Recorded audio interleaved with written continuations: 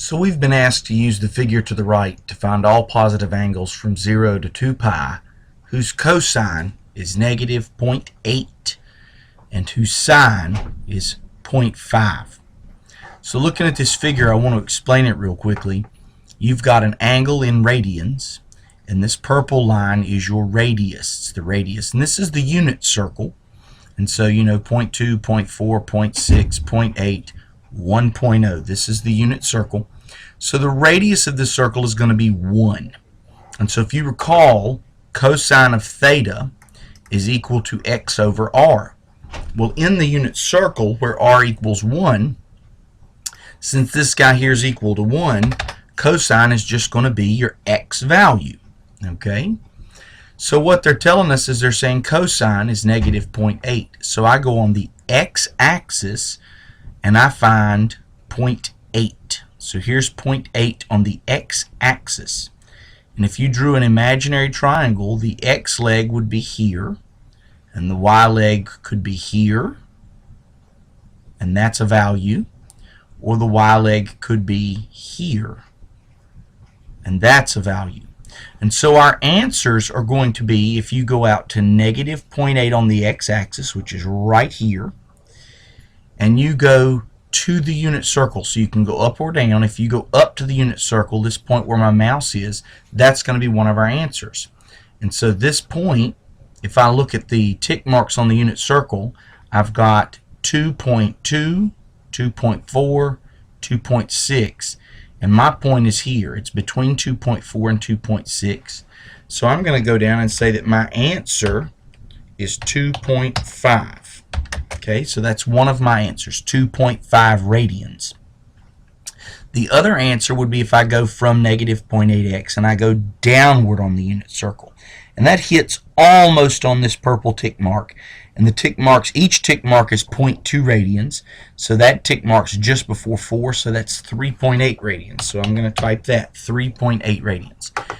So there's my two answers using this diagram. You can check these two answers with a calculator by typing the cosine of 2.5 radians and the cosine of 3.8 radians, and you'll get approximately negative 0.8.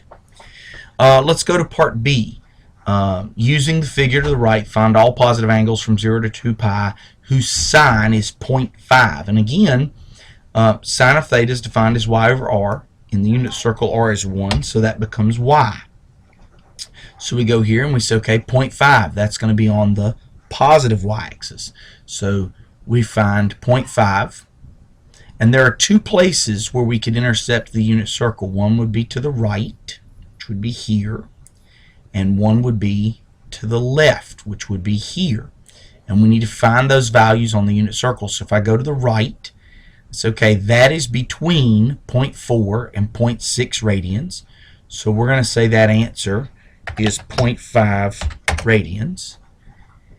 And over here, if we go to the left, here's 0.5 on the y-axis. If you go to the left, this tick mark is 2.6. That's just above my mouse. This is 2.6, and this is 2.8.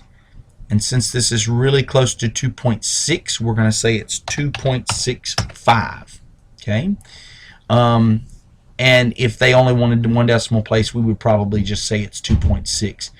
But that's how we use a figure like this to estimate the angle that would give us these values. The purpose of this exercise is to show you how inside the unit circle, sine is really based on the height of the y-axis, and cosine is based on the height or the length of the x-axis, and that your radian measure is the arc length of this circle. So you can measure this out.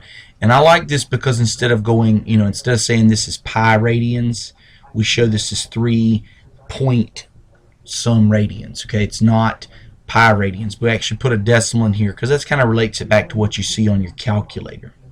So anyway, thought I would show you this figure and show you how to find your way around it. Anytime you're given a value like this, if it's a cosine, you're going to look on the x-axis and you're going to find where that value intercepts the unit circle. It's always going to be two values. So give that a try and see what you can do.